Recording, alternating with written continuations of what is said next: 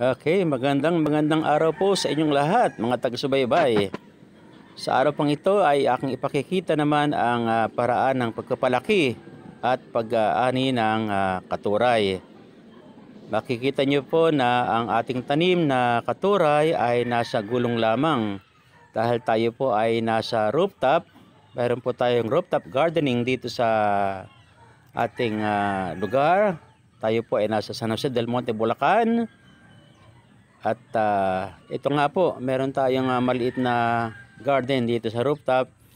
At tayo po ay nagpatubo ng katuray po. Actually, hindi lamang pong isa yung ating katuray ngayon. Nung una, meron tayong isang puno, pero ito po ay lumaki at nasa gulong din po. Ito po yung ating pangalawang tanim na katuray na atin talagang sinubaybayan. Medyo matagal po. Nagtagal-tagal bago natin ito ma-upload dahil nga ang gusto ko po sana talaga ay ipakita sa inyo na tayo ay nagpatubo sa gulong hanggang sa ito po ay lumaki at magbulaklak. Yung pong makikita na yung pong ating itananim na katuray ay dahan-dahan na pong tumataas. Yan po. Maganda ang pagkakatubo at yan po. Nakikita nyo na nagsisimula na siyang magbulaklak. Yan po, ano? Mabilis lang po magpalaki ng katuray. Hindi po ito namimili ng lupa. Kahit na anong lupa po ay makikita ninyo na ang puno nito ay malusog, mataba, at mayabong ang kanyang mga sanga at mga dahon. No, ang bulaklak po nito ay sadyang napakasarap kung gagawin po nating ensalada. Actually, ito po ay ang bulaklak po ng katuray. Kung tayo po ay kakain, lalo na po sa mga may matataas o high blood po, no? Ay nakapagpapababa po ito ng dugo. Kaya tayo po ay lagi nagtatanim nito. Hindi dahil sa sinasabi na tayo po ay may mataas na dugo, kundi bahagi na po ito ng ating buhay, ang pagtatanim at pagkain ng katuray. Ang aking pong asawa na si Maris ay taga Cebu. Hindi po nila ito natutunang kainin sa Cebu dahil sabi nga po niya wala daw silang tanim na katuray. Pero dito po nung kami ay magkasama at tayo po ay nakapagtanim, natutunan niya po at nagustuhan ng kumain ng katuray. Yan po, makikita nyo na talagang sadyang nakatutuwa na magtanim ng katuray sapagkat kung makikita nyo po yung bunga, bulaklak ng inyong katuray, ay talagang masisiyahan kayo, nakakalibang po ito. Nakakawala talaga ng stress. Kaya in-encourage ko po yung iba na kayo din po ay magtanim ng katuray. Ang sabi po ng iba, bihira lang daw po ito sa ngayon ang katuray. Gayunman, madali lamang po ito magpatubo. Siguro sa mga dating araw, sa ibang lugar, ipakikita ko sa inyo kung paano magparami ng katuray. Pero pasamantala tayo po ay pinakikita sa inyo na maganda po ang tubo ng ating katuray dito sa rooftop. Yan, malaga na po, malago. Sa nakita nyo po sa simula, ito po ay maliit lamang pero ngayon po ay pinalipas natin ang ilang araw. Yan po, meron din po tayo inilagay dito na nasa container lang po yan na pinaglagyan po ng dati ng pintura at yung isa po ay trash can dati na ating pinatubo din. Pero ito po yung ating nauna na mataas na po. Kung inyo pong titingnan, malaki na rin po ang puno nito pero nalimitahan po ang kanya paglaki. Actually, siguro dalawang height ko po ito. Nasa siguro mga 12 feet na po itong taas nitong aking katuray. Puno ng katuray. Yung nauna, no, ito po. At ngayon nga po, aking pinakikita sa inyo dahil tayo po ay mamimitas ng katuray. So, yan po, nakikita nyo na may mga bulaklak na po siya. Pakikita ko sa inyo ng dahan-dahan. Ganyan po yung klase. Oh. Kung hindi po rin nyo nakikilala, ito po aking po ipinakikilala sa inyo. Ganyan po ang bulaklak ng katuray.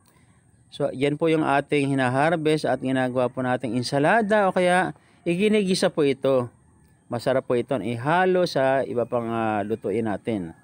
Yan po yung mga bulaklak niya.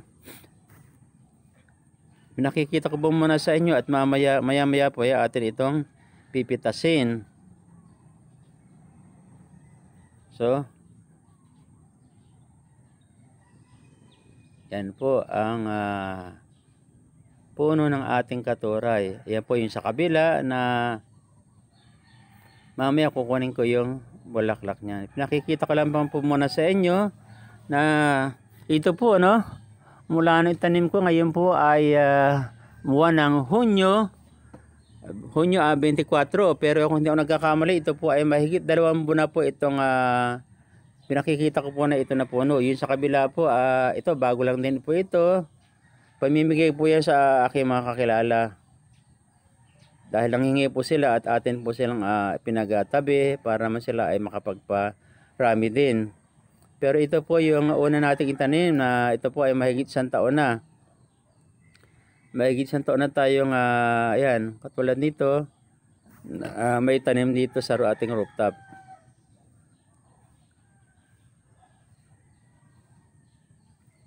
Actually, gusto po namin na dito sa amin sa bahay, aking asawa at mga anak po talaga, pag ginagawa natin itong insaladang katuray ay lubhang masarap po itong ipare sa mga pinirito.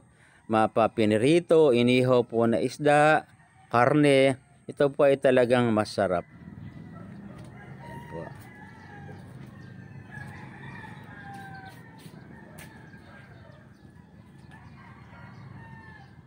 Now, talagang ang pagkatanim po minsan kasi ay tiyagaan lang. Hindi naman po nangangahulugan na kapag tayo ay nagtanim ay aasa kagad tayo na aani. Ito po ay trial and error din ang pagkatanim.